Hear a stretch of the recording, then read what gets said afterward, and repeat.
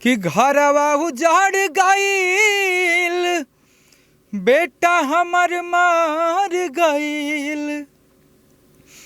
घरवा उजाड़ गईल, बेटा हमर मार गईल। मुहम भी देखे पहिनी ना, अब ना बबुआ बा, जाके करब घर का। अब ना बबुआ बा, जाके करब घर का। कि पढ़े ना जाइब पढ़ाई, कोचिंग क्लास करे के। कि माहिरे चुम्मा मांगे मास्टरवा, मैट्रिक पास करे के। कि हमरे खातिर तोहरा के दुनिया में भेजवले बाड़े भगवान, बड़ी फुर्सत से तोहरा के बनौले बाड़े। अरे सैया के साथ तुझे सोना पड़ेगा, शादी के बाद तुझे रोना पड़ेगा। नमस्कार, मैं चंद्रा और आप देख रहे हैं आपका अपना चैनल द फुल वॉल्यूम। दोस्तों, आज हमारे साथ जो शख्सियत है, आज उन्हें कोई परिचय की मोहताज नहीं है, लेकिन मैं इतना कहना चाहूँगा कि जब उन्होंने पढ़ाई में मन लगाया तो वो टॉप किए, और जब उन्होंने गाने में मन लगाया तो आज पूरे यूपी बिहार के लोगों के दिलों पे राज करते हैं। हमारे साथ है गुंजन सिंह जी। नमस्कार सर, स्वागत है हमारे चैनल पे। एकदम सब केहू के पैर छू के प्रणाम। जे जहाँ बा वहीं जे से हमरा के आशीर्वाद देवे, और सब केहू हमार भगवान बाड़े, और सब केहू ऐसे आशीर्वाद देते रहे हमरा के। आज मैं रूबरू करवाऊंगा गुंजन सिंह जी क्या हैं और वो क्या थे। इनके जीवन की कुछ कही, कुछ अनकही, कुछ सुनी, कुछ अनसुनी, इन सारी कहानियों से आज हम रूबरू होंगे। सर, तो बात करते हैं, सबसे पहले आपके पूरे जीवन के बारे में हम जानेंगे सर। उससे पहले बात करते हैं, अभी आपका एक सॉन्ग आया है हाल ही में, जो मजदूरों का दर्द है लॉकडाउन में। वो सर सॉन्ग जो बनाने का प्रेरणा है वो कैसे आपको मिला, क्या है ये सॉन्ग? पहले तो 2 लाइन ये सॉन्ग का हो जाए सर। ये गाना मैं जब भी देखता हूँ इस प्रकार के, जहाँ, क्योंकि मैं सबसे बहुत प्यार करता हूँ। मेरे दिल में हमेशा जो बाहर है वो अंदर है, कुछ बनावटी बात हम नहीं बोलते हैं। तो जब हम ये देख रहे थे गाना, ये लोगों का ये जो दिक्कत है, टीवी पर बार बार न्यूज़ पे आ रहा है, कुछ पैदल आ रहे हैं, कोई ट्रक से आ रहे हैं, भूखे हैं, प्यासे हैं, कोई प्लास्टिक का चप्पल पहन के आ रहे हैं, तो कोई वो बोतल का चप्पल पहन के आ रहे हैं। मुझे बहुत दुख हुआ। मुझे ऐसा लगा कि अगर हम कुछ जगह पे, उस जगह पे होते तो मैं ज़रूर यह कार्य करता कि मैं सबको लाता। सबसे पहले मेरा ये कार्य था, क्योंकि जब सब लोग को आने का आदेश हो गया है, जिसके पास पैसा नहीं है, गरीब है, तो उसको अगर वो नहीं पहुँचे, अगर पैसा ही होता तो वो आ जाता पहले ही ट्रेन से। ट्रेन जब चल गया है, वो पैदल आ रहे हैं, तो उसको जहाँ जो मिले वहीं से उठा लेना चाहिए। और तो मुझे ऐसा लगा ना कि कुछ गरीब भाई के लिए, मजदूर भाई के लिए कोई गाना ऐसा गाएं, इस दर्द को हम दिखाएं कि सब दर्शक लोग के बीच में यह दर्द पहुँचे। और वह गरीब जब यह गाना को देखे, उसका परिवार देखे, वो इतना लाखों में है, वो सब जब देखे तो ये देख के अपना दर्द को महसूस करे कि गुंजन सिंह कुछ गाया है। ये मैं पैसा कमाने के लिए गाना नहीं गाया, ये कोरोना पीड़ित फंड में इसका पैसा जाएगा। मैं कंपनी वाले से भी बोल दिया, प्लस कंपनी वाले ने इसे डिस्क्रिप्शन में लिखा है कि इससे जो भी कमाई होगी वो कोरोना पीड़ित लोगों में जाएगी, वो फंड में जाएगी। तो ये गाना मेरा काफ़ी चर्चा में है अभी, और सभी लोग आशीर्वाद दे रहे हैं, सुन रहे हैं, लोग रो रहे हैं गाना सुन कर। इसका 2 लाइन आपको मैं सुनाता हूँ। कि घरवा उजाड़ गईल, बेटा हमर मार गईल। घरवा उजाड़ गईल, बेटा हमर मार गईल। मुहम भी देखे पहिनी ना, अब ना बबुआ बा, जाके करब घर का। अब ना बबुआ बा जाके करब घर का।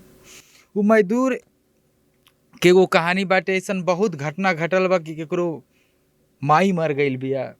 कोई लड़का 3 दिन पैदल चल रहा है, 4 दिन, कितना दिन पैदल चलेगा? 10 किलोमीटर चलना आज के डेट में बहुत मुश्किल हो जाता है, और कोई 1000 किलोमीटर 2000 किलोमीटर चल के लोग आ रहे हैं दिल्ली, बम्बई, कलकत्ता, मद्रास, चेन्नई से।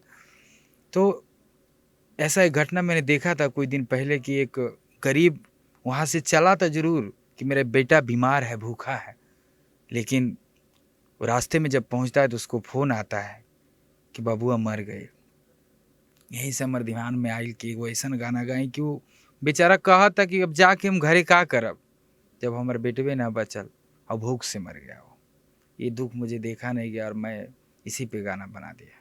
वाकई ये गाना बहुत खूबसूरत है सर, साथ ही में दिल को छूने वाला है। सर बात करते हैं आपके लाइफ की, आपके जीवन की। आपका बचपन कैसा रहा? कैसे आपने मतलब सिंगिंग की ओर आप आगे बढ़े? बचपन से हम गांव में जब रहते थे तो हमें पढ़ाई लिखाई के लिए जो पैसा मिलता था उससे हम फिल्म देखते थे जाके। और पढ़ने में भी ऐसा नहीं कि मुझे मन नहीं लगता था, मैं पढ़ता भी था, जितना पढ़ना था पढ़ा। और गांव में जब कोई नाटक होता था, कोई पूजा होता था सत्यनारायण स्वामी का, या अगल बगल में कोई भी कार्यक्रम होता था तो मैं देखने ज़रूर जाता था, और उसमें भी एक आध गाना गाने का मुझे चांस मिल जाता था। तो सब लोग फिर बोले बहुत अच्छा गा रहे हो। फिर हम पटना आए पॉलिटेक्निक करने के लिए। यहाँ पे पॉलिटेक्निक के लिए तैयारी कर रहे थे। ये लगभग कब की बात होगी? आप कब पटना है? पटना हम लगभग 2005-06 में आए थे, 5 में। हाँ, तो फिर पॉलिटेक्निक की तैयारी कर ही रहे थे हम कि कोई वैसे में हमारा जहाँ हम क्लास करते थे वहाँ एक सिंगिंग कंपटीशन हुआ। उसमें तो मुझे लग रहा था कब गाना है, देह भी थरथरा रहा था। पहला बार इतना लोग के बीच में गाएं, गांव में गा रहे थे, ठीक है, वहाँ बहुत सारे लोग थे गांव के अगल बगल के जो मुझे पहचानते थे। यहाँ तो कोई वैसा पहचान नहीं था। फिर हम मंच पे जाके गाना गाए थे तो लोग मुझे काफ़ी पसंद किए और मुझे बार बार बुलाने लगे गाने के लिए कि इन्हीं को गवाओ, इन्हीं को गवाओ। तो फिर हम गाए 3-4 गाना वहाँ पे। फिर मुझे बहुत पसंद करने लगे लोग। फिर वहाँ से कैसेट बनाए और फिर वैसी गाड़ी आगे बढ़ता गया जहाँ तक पहुँचे।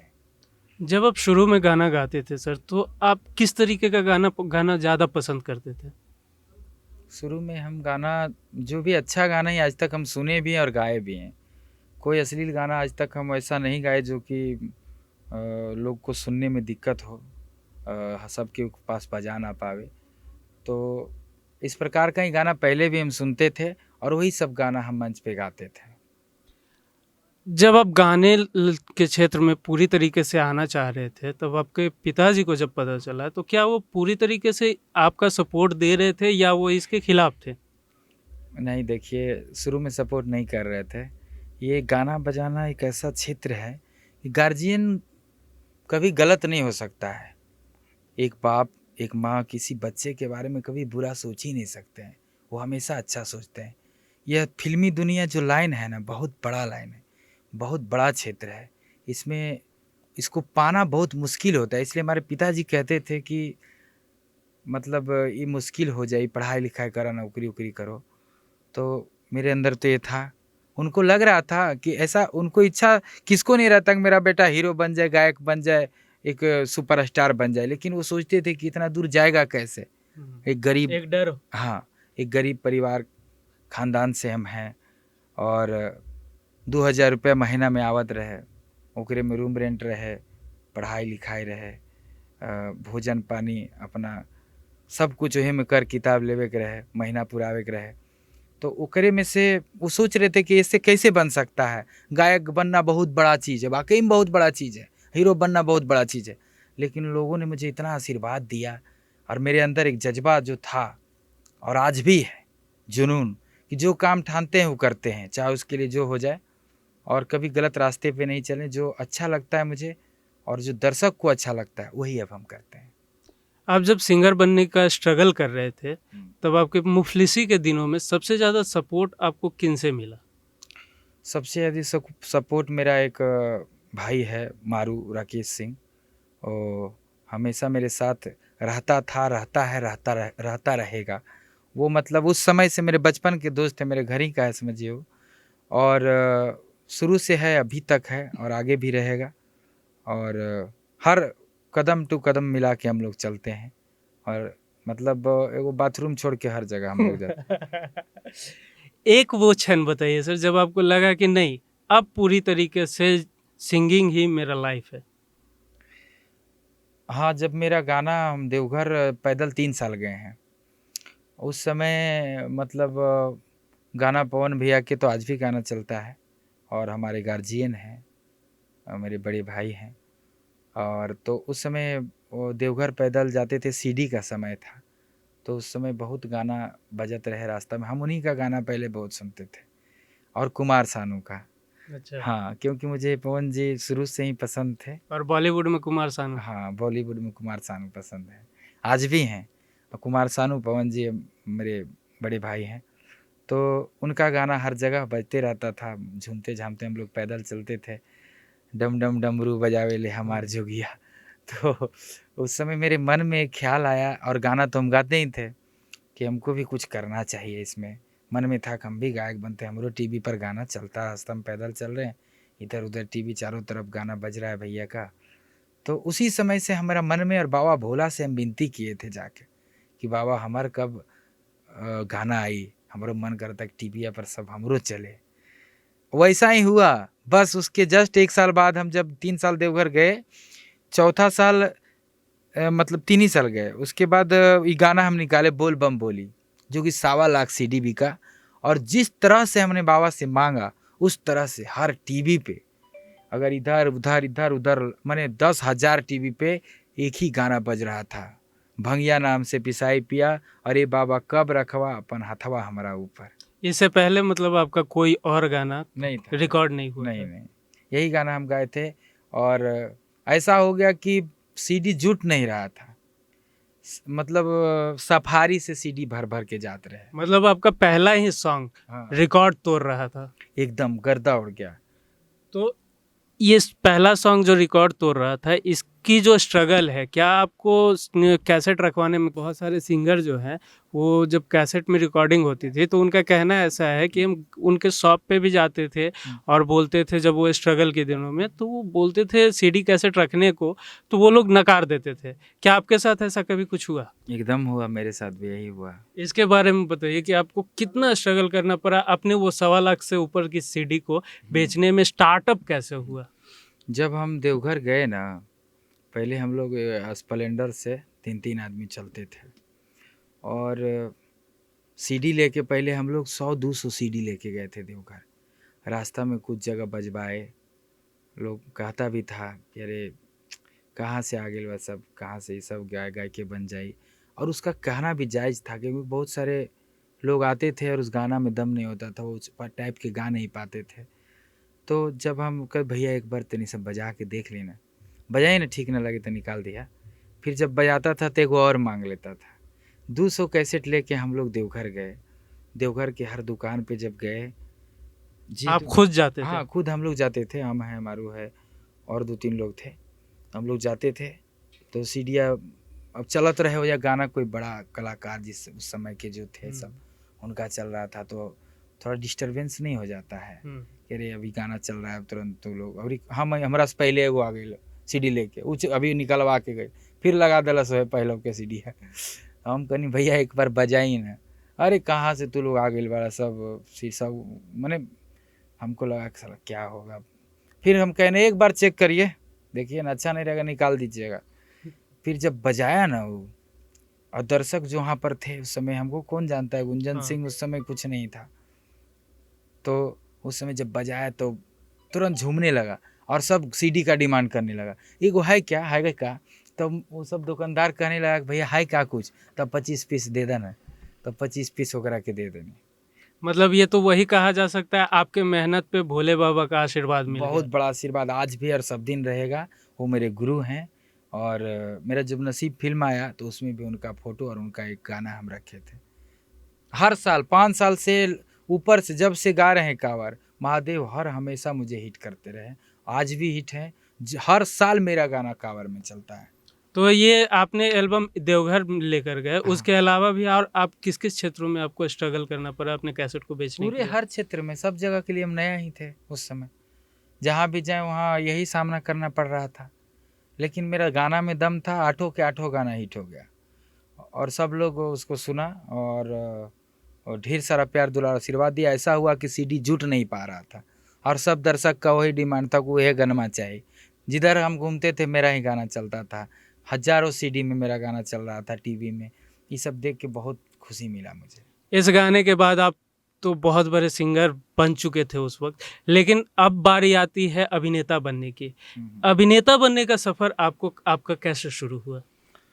देखिए, अभिनेता बनने का सफ़र दर्शक सब कुछ हम दर्शक को मानते हैं, भोजपुरिया समाज को मानते हैं कि वो जो कहते हैं हम करते हैं। जब हम प्रोग्राम करने जाते थे स्टेज शो, तो उसमें मेरे दर्शक जो हैं सब नीचे से हल्ला करते थे पीछे से चारों तरफ से, भैया अब तोहरा हीरो बन जाए के चाहे, क्या गाना ढेर हिट हो गए रहे।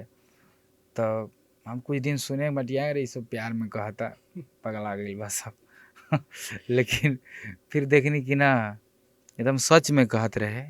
एक जगह सुने, दू जगह सुने, 50 जगह सुन लिए। एक दिली ख्वाहिश हाँ, होती है। तो हमरो लागल कि केकरा ना आगे बढ़े के शौक बा। हमको भी लगा कि सही कहा था, लगा तो दे ये टाइट के नहीं तनी और फिर बम्बई से फ़ोन आ गई। तब तक बहुत सारा गाना हिट हो गई रहे। फिर फिल्म बन गई, अब फिल्म भी हिट हो गई। तो यही ये जो फ़ोन आया वो किसका था? वो बम्बई से हमारे एक अच्छे प्रोड्यूसर रंजीत सिंह जी का फ़ोन आया था, तो उनका फिर फिल्म हम किए। उससे नसीब से मेरा नसीब खुला। नसीब से आपका नसीब खुला, लेकिन नसीब को खुलने से पहले जब आपने स्क्रिप्ट पढ़ा, तो एक होता है पहली बार एक्टिंग करने में हर किसी को डर लगता है। जैसे अगर कोई कैमरा पे पहली बार बोलता है, पहली बार आपने गाना गाया होगा, हर किसी की एक हिचक होती है। वो हिचक आपकी कैसे दूर हुई? हिचक देखिए मेरा ऐसे दूर हुआ है कि हम शुरू से ही अच्छा वीडियो करते आए हैं, या फास्ट गाना हो या सैड सॉन्ग हो, और मेरा एक फास्ट जाता है तो वो सैडो जाता है, जो कि दर्शक काफ़ी पसंद करते हैं मेरे सैड सॉन्ग को। तो उसमें सैड सॉन्ग में काफ़ी एक्टिंग होता है उसको करने में, उसको जिस प्रकार से प्ले करना है, गाना का क्या भाव है।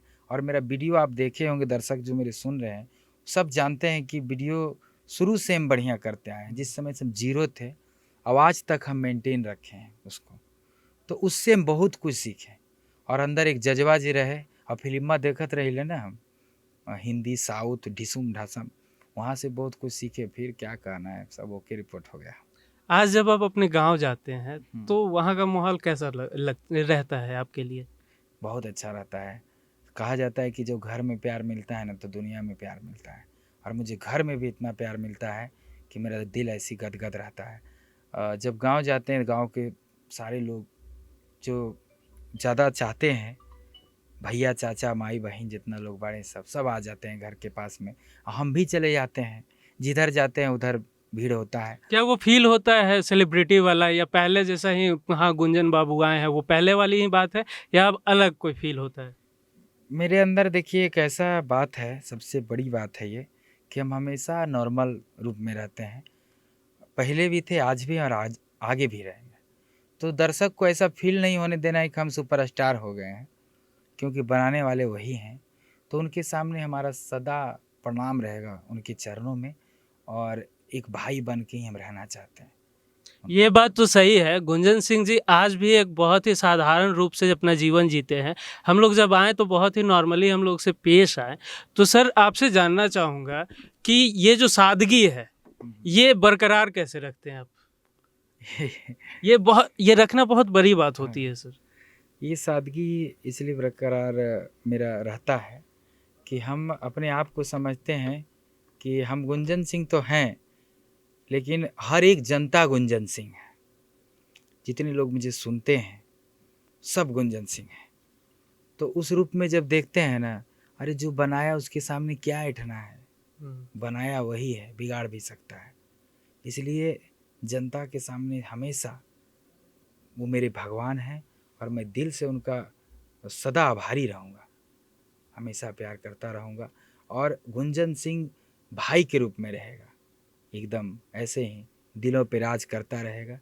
कोई बनावटी बात हम नहीं बोलते हैं, जो बोलते हैं दिल से बोलते हैं, और सब जनता लोग भी मुझे जानते हैं इस बारे में।